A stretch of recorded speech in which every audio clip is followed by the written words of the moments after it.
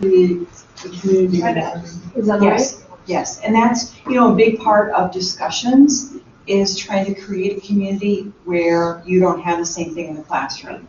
And so my hope is that you kind of get started on creating some of that. What I like to do with most of this is to start off with the most basic of things, because I feel like if you understand what is the best way to engage your students at the entry level, then you can expand and go from there. Okay? Okay. So, when you just do discussions within a course, whether it's enhanced, hybrid, or online, it's considered asynchronous, which means that you should be able to log in, do the discussion question anytime. So if you have an enhanced course that you meet with students face-to-face, there's no reason why you can't put a discussion board in there for students to interject throughout the week. Even though you have them face-to-face, the interesting thing is, and I've noticed this especially having cohorts, is students tend to go with the same group of people, where if you have them log into Blackboard and start a discussion, they start to figure out who the rest of the people are, and I feel like it brings even those people a little bit closer together. So building a class community with an enhanced hybrid or online, oh, sorry, is it, oh, I heard the overhead. I have a no phone policy in my classroom. I have to kick you out. Building class community, even if you meet face to face with your students, doesn't mean that they will talk to one another. I've noticed that when you have a group full of people, even if you have them after 2 years, they still sit with the same people, they still sit in the same area. It gives you an opportunity for a little bit more in-depth reflection. Some students are not good at verbalizing things, but if they have a little bit of time to think about it before they post, then it gives a little bit more in-depth. If you're looking for answers that have more detail, by putting a reflection in, it gives that student who's nervous about responding in class a long time to think, to type it out, to spell check, to do everything before they put it on the discussion board. So something to think about. What I also find is that students are a little bit more open and honest. When you're in the classroom, it's hard to raise your hand and try to ask questions, because there's always that person who keeps answering them, where if you have this discussion board, you can't necessarily catch the reflection of those people in the class. There's some benefits to that, but it really depends on the type of subject matter that you're talking about. So, big thing with online is Netiquette. Behaving online. The other thing that it does is, along with that open honesty, sometimes you get the mean people.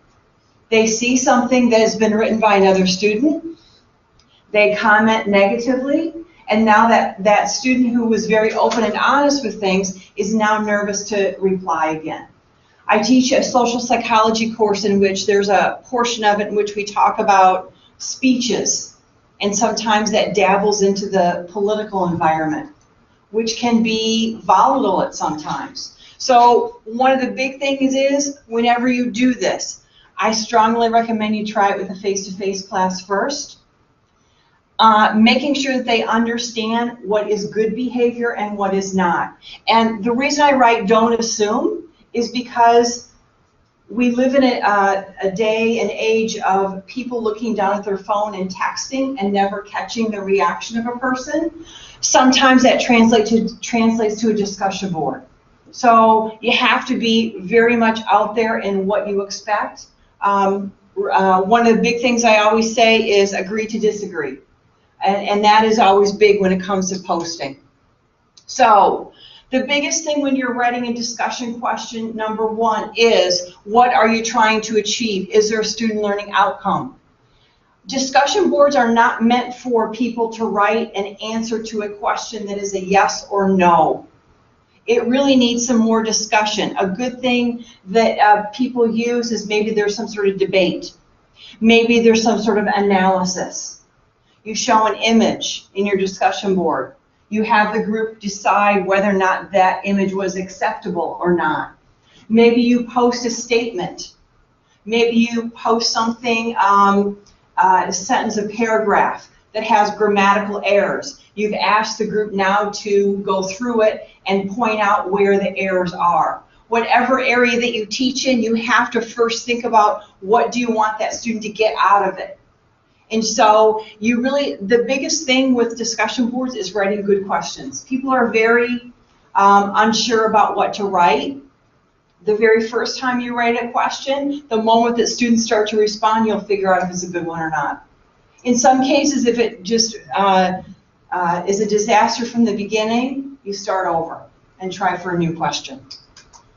So, biggest thing with critical thinking, you know, everything that we do and our new outcomes that we're looking at, we want critical thinking.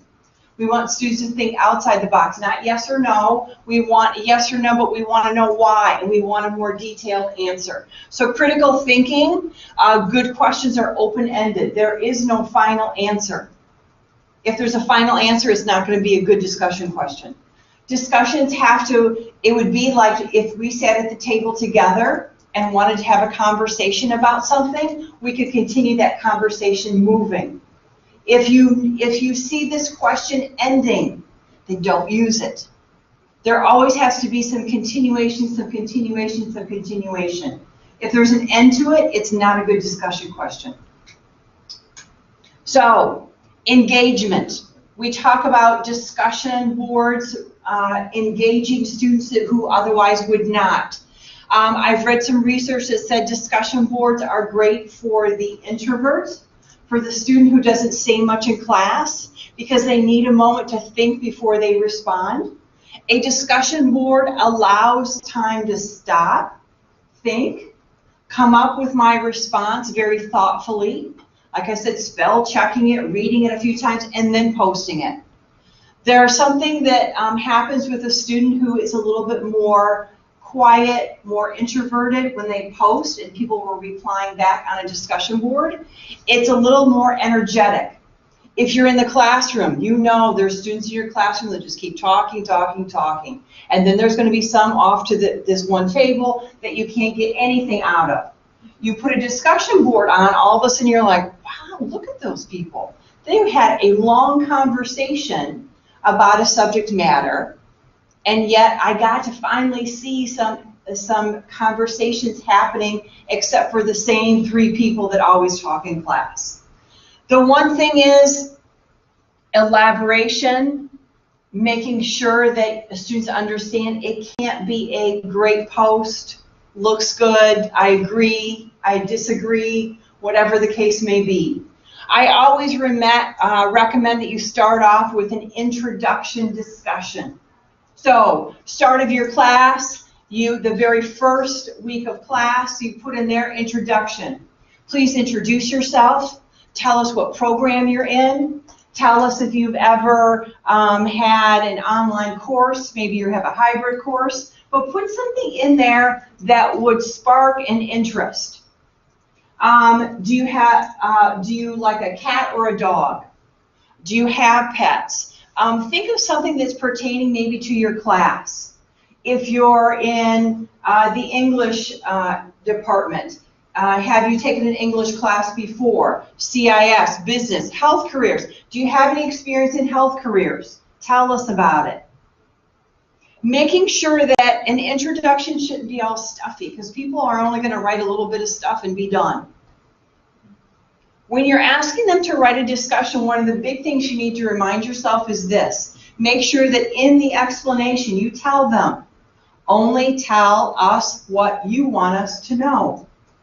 Because similar to a classroom where you're all talking and you're hearing everything, on a discussion board it is there for everyone to read and it does not go away. So in some cases I've had students that have said, oh, I don't usually tell people that much about me. Then make sure that your introduction is involved with something fun. What's the best vacation you've ever been on? Come up with something that would distract them from something boring. Liven it up a little bit. That one's good. A couple other things important to discussion boards are probing facts. I think in some cases you can ask a question that asks for a similar like a definition, but maybe you need some examples. So you want to get that person to maybe read particular chapters in your book. Maybe you want them to go to the internet. I've done many discussion boards where I've cut a link from something I found, and I've said, review this link and tell me what you think about the discussion of trees and the changing colors. So then that way you know that that student has to watch the video first and then respond. It means that they have to have an understanding of what needs to be done. Basic knowledge, picking sides. You know, the picking sides one is a hard one. You almost have to have a type of course that would allow some sort of debate to happen. With some of the areas that we have here on campus, it doesn't always lend itself. The picking sides is good for any of the political sciences, like I said, social psychology that I teach, where there has to be some sort of interpretation where somebody has to pick sides and defend it. The problem with some of those is, again, you have large groups of students. I know you talked about grouping students. I've done some discussion boards where I've had all 25 people in one discussion board. I've had other ones where I've broken them up into 5s, 4s, whatever works best for what you're trying to get out of it. If there's too many people, and similar to a classroom where there's one person always answering, maybe there's one person always posting too. And you need to put that person in a group, maybe with somebody who doesn't post as much, but then also give them some guidelines of what they should and shouldn't do. How many times do you post? How many times do you reply to people? I've had some students where they reply once because that was the requirement. I've had other people who will continue to reply and make it 5 or 6 or 7 times. And so you not only have to put a minimum, you have to put a maximum. So a lot to kind of think about. This is the example that I use in my class. Post your first name in the subject line. The reason for that is many of the students' names are different. Maybe they have a very long version of a name, or it's not a common name, but maybe they actually go by a common name. You know, all we see is what's on their roster. So making sure that whatever name that they want to be addressed, that's what they put in there. Tell us about your psychology education. I teach a 200-level course. My expectation is that they understand basic psychology. If I get a lot of students who don't have that, I need to make some adjustments to help those people out. What scares you most about this course? I teach a fully online and accelerated course. It goes fast. And so I always ask that because when people try to take the course that I teach, they get overwhelmed very quickly. So I always want to put the let's get scared part out of it. And so then that way a lot of students say, oh, I've taken these before, they're not that bad as long as you do this. Oh, I'm really nervous about this because I'm not very organized. Then someone else will chime in and say, well, you know, when I print out the outline, that helps. Students will tend to help out those students when they say they're scared. Like, oh, I'm going to help them. This is what I do and it works. So think about that as some of the possibilities. It says reply back to your classmates, try not to exceed 2 to 3 responses so the rest of the class has a chance to reply. You know, the person who keeps replying 10 times over never allows the other people to chime in. And usually what happens is that person who extends that time, people stop replying to them because they're thinking, oh my gosh, how many more times are they going to reply? So think about that. This is just a very simple example, but what scares you most about this course is my one that I get the most discussion from, because people with experience with online or not seem to chime in for that question. So think about the class that you teach. What would be the one thing that could get them talking about whatever it is in your subject matter? So one of the first things I do in my courses, enhanced, hybrid, or online, is the very top, and I'm going to show you this as soon as when we go through the slides. At the very top of the discussion board, write the word course questions. How many students email you with questions? Anybody? All the time? Some of the same questions? So this is what I do. I don't get any emails from students asking questions. And you're like, oh my gosh, how does she do that? Easy. I have this in the course questions. Now, the very first day of class, I tell them, today is the last day that you will use my Triton email. From this day forward, you will email me or you will post in the discussion board course questions.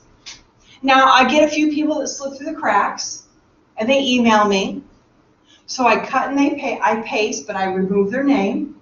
I cut and paste whatever their question is, and I put it in the discussion forum. I ask students to reply back to each other. And when it comes to, really this explanation is, this is where you go to ask course questions. So what page number was that diagram that Mrs. K showed us? I can't find it. Instead of you emailing back 10 people, we're going to post it right here. And now guess what? There's always somebody who's the best note taker, who's the best at keeping track of everything, who will reply to that question. So now instead of one person knowing, the entire class knows. Now maybe they'll post the wrong page number. And as you start looking at those questions, you'll think, oh, no, that's not the right one. Now that gives you an opportunity to chime in before the next class. I'll show you how to subscribe to that one as well. I talk about students have the same question. For me, I start with 36 students. I cannot respond to 36 people. There's not enough time in the day. Times 1, times 2, how many classes you have. And then after a while, you keep answering the same question over and over again. So I ask for the students. Many students have the same question. Post your question and wait for the response. I check the site, but I also ask that classmates check it. Because usually when it comes time for course questions, half the class is on the same page as you, the other half is not. What I found is that students are better prepared for my class in knowing what's due next week. The one thing you do have to let them know is this. If it is of a personal nature, that they have to email you. I've had students who thought that this was a place for them to post a question to me, something that was very personal. I had to immediately delete it.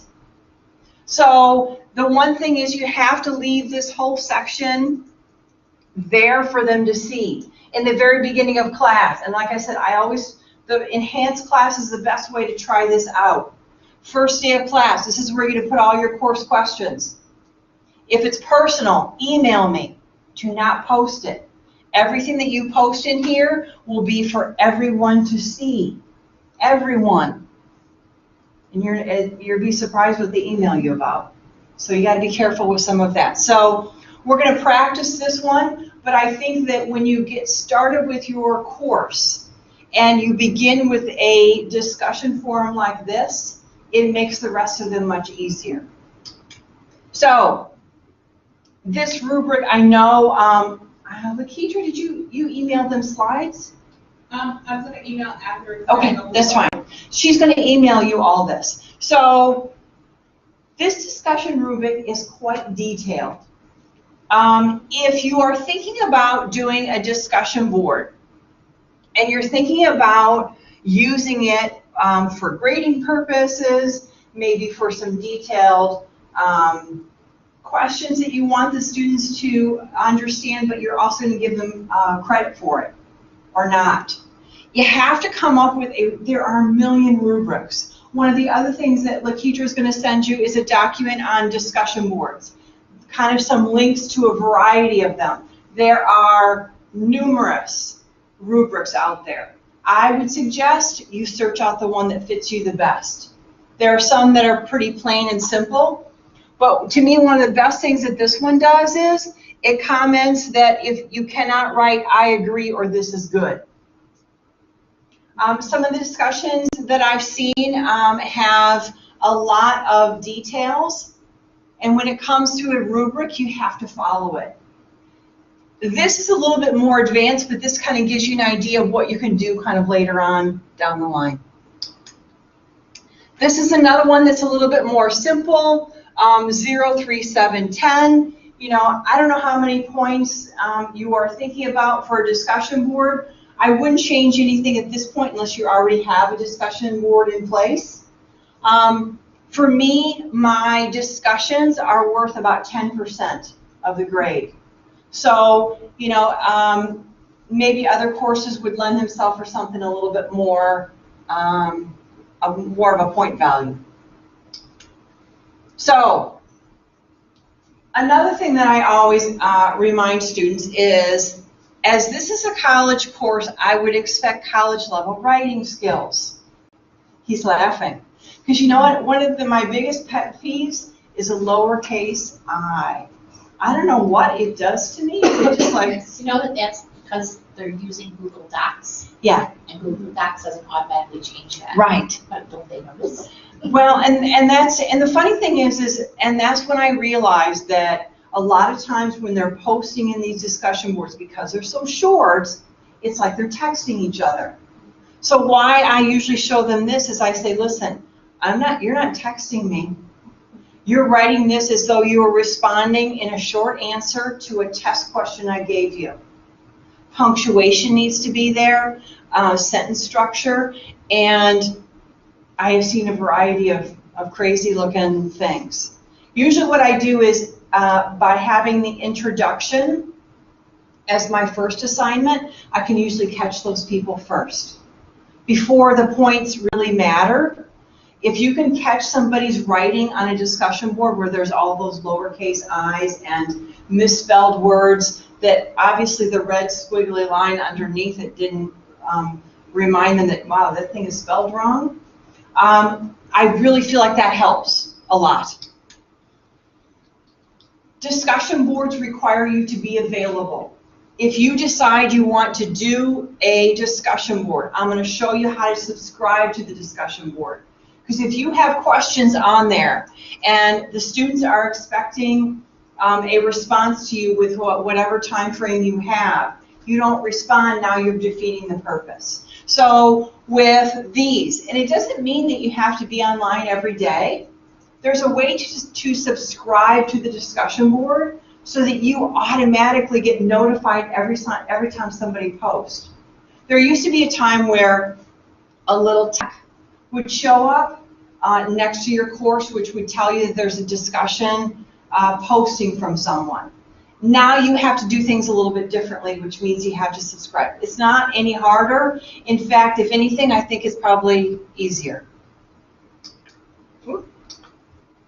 So, if you have a discussion board question that is a subject matter that may cause people to be uncomfortable in responding to, you have to make sure they also understand that they don't have to reply to every student, that maybe a student's opinion on a subject matter doesn't match with what you believe, you don't respond.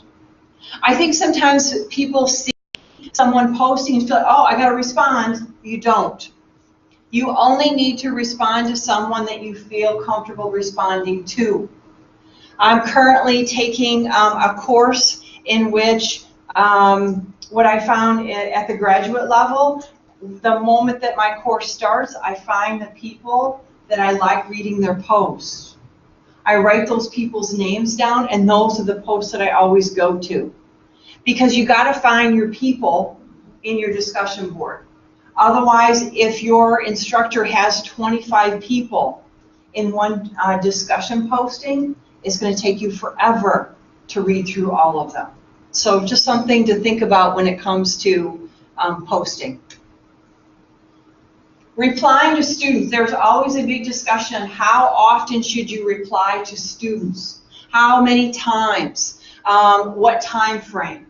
The most recent research that I have come across says that your initial posting should be almost immediate. Once your week begins, if you start a new subject matter, make that initial post due within that first week. The replies to each other should be in a different day than when you initially posted in the discussion board. And I'll tell you why. This is what happens. A student logs in, they respond, they put their initial posting in the discussion board, they immediately go to the other classmates, reply, and now they're done. So you have to find a way to separate, and also how many is enough. For the most part, I found that if you say that you need to have a minimum of 2 responses to students, that's more than sufficient. When you start getting more than that, then that discussion board ends up with 100 different things to read through. So think about the class that you teach. Where would it help to have a student reply only once? Would it help to have them reply 3 times? Whatever works for the subject matter. Catching things early. The reason why I do an introduction in the discussion board first is that you get to catch everything immediately. You get to catch the lowercase I. You get to catch the person who says, oh, that was a great post. I really like what you wrote. If you can catch them in the first week that you assign your very first discussion, it will help you for the rest of the semester. If they know your expectations after week 1, it is so much easier. If you wait a week or 2 down the line, you are constantly trying to catch up with those people who are not following your directions. So early and often, my busiest time for any of my fully online courses is the very first week. I'm on it constantly. I'm checking to see, are they misspelling words? Are they do they have a lot of grammatical errors from the beginning? I email them immediately. By the end of the semester, I don't have any issues. So it's one of those things that may be a little cumbersome in the beginning, but after that, it does go pretty quickly. Woo! Okay, we can shut that off, because now I'm going to log into my Blackboard shell. And so what I want you to do is I want you to log into your Blackboard, and I'm going to show you a few things as far as a discussion board. Now, if you already have a discussion board in place, the first thing I'm going to ask you to do is we're going to create